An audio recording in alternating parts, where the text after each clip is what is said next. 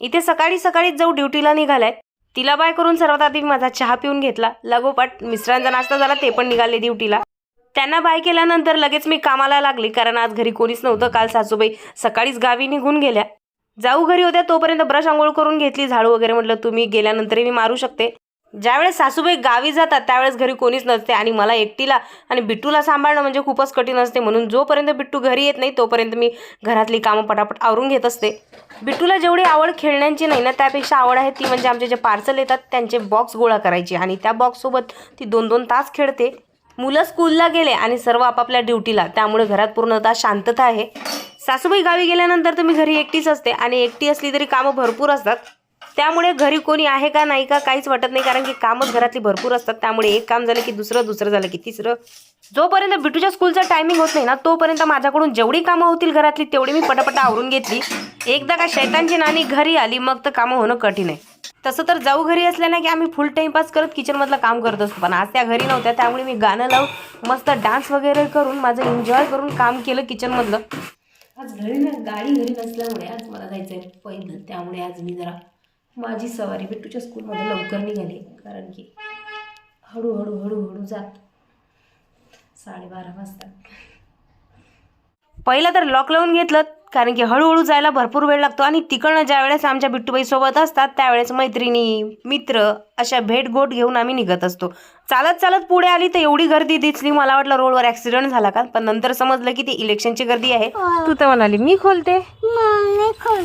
अरे अरे ताकद नाही तुझ्या. मी खोललं बघ, मी किती स्ट्रॉंग आहे. कुबडी बस नाहीये मी. हो आपण दोघीच आहे, आता काय करणार सांग. स्कूलमधून घरी आल्यानंतर पहिलं काम जे असतं ते म्हणजे आमचं टिफिन फिनिश करायचं. कधी कधी आम्ही टिफिन फिनिश करतच नाही. आज पनीर पराठा दिलाय म्हणून टिफिन हा फिनिश झालाय. पेट पूजा झाली आहे ना, म्हणून ती शांत बसून टीव्ही बघते. तोपर्यंत मी इथे किचनमध्ये आली, स्वयंपाक करून घेते. म्हटलं थोडं थोडं लक्ष तिच्याकडे पण द्यावं लागतं, कारण की नजरटी दुर्घटना घटी वेळ नाही लागत.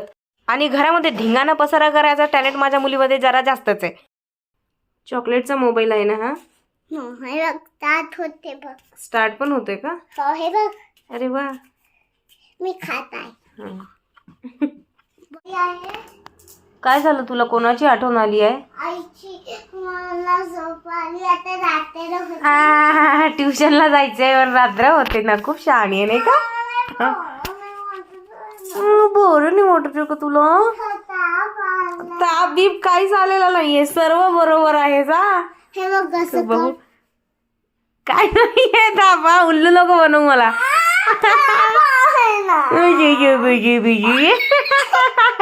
उल्लू बनवते ती मला. ताप आहे ना. ताप कुठे आहे तुला? ताप बीप नाहीये. रोज कसा ताप असेल? काल सुट्टी झाली आपल्या ट्युशनला. असं कर. नाहीये नाहीये नाहीये ना. आता मी परत परत चेक करते, नाहीये ना. तू 10 वेळ चेक केल्यानंतर तुला दिसते का? ऊनवर गेली होती. आता टेम्परेचर वाढायला ऊन मध्ये गेली होती? हो हे बघ. बापरे, उन्हामध्ये गेली होती का?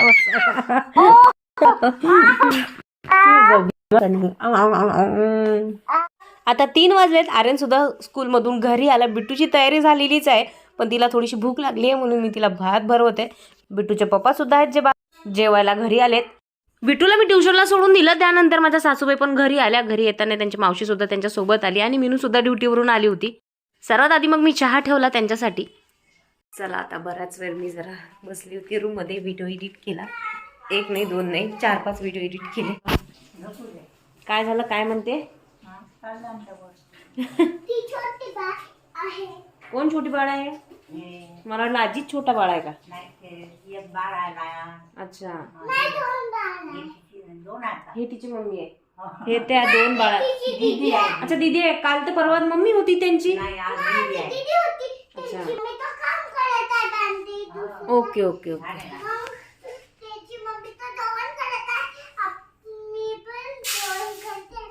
गवा. ओ माय गॉड, तू काय करतेस? अरे बिना स्क्रब करायचे काढते का? हो. मत करू ऐसी दुखापत. नको ना असं करू, पूर्ण रेड झाला ना फेस.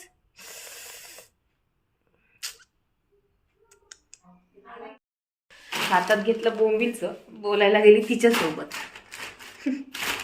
आली बिचारी भांडी घासली.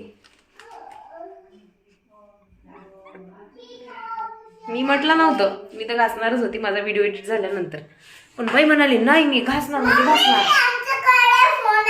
ओके. ओ माय गॉड, चुडेचा फोन आला होता. कोणाला चुडे राहिले?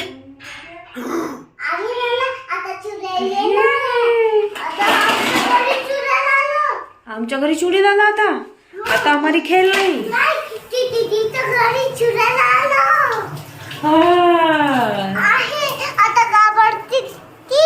कोण घाबरते? चुडेल घाबरते. ओय बापे, बोंबील काढली आता ती साफ करते. पहिला तोंडाला एवढा आपला चटका असतो ना की त्या चटक्यापायी आपल्याला काय काय करावं लागतं. आता मी इथे बोंबील साफ करत होती, खायची तर मलाच होती, पण ते साफ करता करता त्याचे काटे माझ्या हातात एवढे रुतले. तर एवढे बोंबील मी स्वच्छ करून घेतले. गरम पाणी ठेवलंय. या गरम पाण्यामध्ये मी हे 10 मिनिटं भिजत घालणार, जेणेकरून त्याचं खराब पाणी निघून जाईल. तोपर्यंत तयारी करते मसाल्याची. मसाला म्हटलं की सर्वात आधी असतो तो म्हणजे कांदा. कांद्याची शोधाशोध आहेत. रशाचे बोंबील करते म्हटल्यानंतर मसाल्याचीच तयारी सुरू केली, पण कांदे कट करताना एवढा रडू आला ना जेवढा मी माझ्या लग्नात सुद्धा रडली नाही.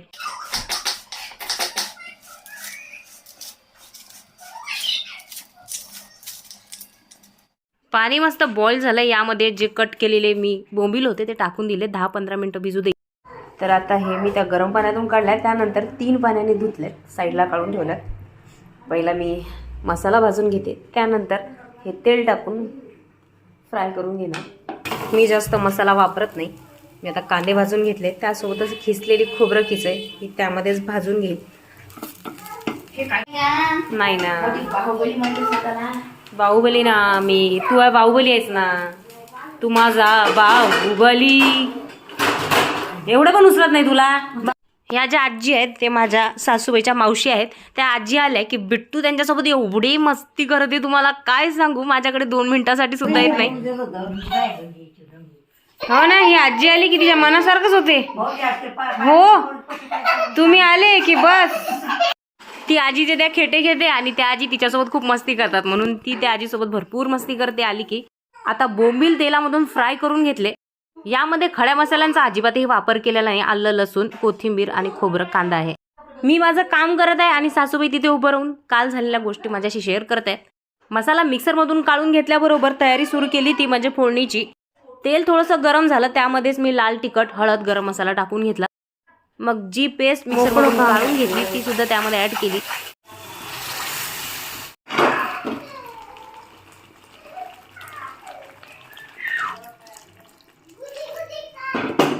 तर इथे आपलं रशाचं बोंबील तयार झालंय. अरे वा माझा सोना, आले आता. मला नाही शेअर केली. मला नाही शेअर केली. मला हो का, माझे टीथ पडतात, तुझे नाही पडत. मी लावणार आहे डोक्याला तेल, कारण की उद्या मला केस वॉश करायचे. आता नको मला तुझं, तूच खा. इथे मस्त मोबाईल बघणं सुरू आहे आराम करत. क्रीम लावणार, परत फेस वॉश करणार, मग परत अजून लोशन लावणार. एवढी तास रे मी एवढ्या थंडीत 2 वेळ मला फेस वॉश करावं लागत आहे. मला कंटाळा येतोय ना, त्यात ह्या गोड्या बघून अर्ध डोकं चक्करतं. इथे आमच्या सर्वांची जेवणं झालीत. मी डोक्याला तेल लावून घेतलंय. आजचा ब्लॉग इथे संपला. आवडला असेल तर लाईक, सबस्क्राईब करायला विसरू नका. भेटूया पुढच्या ब्लॉगमध्ये. तोपर्यंत टाटा, बाय बाय.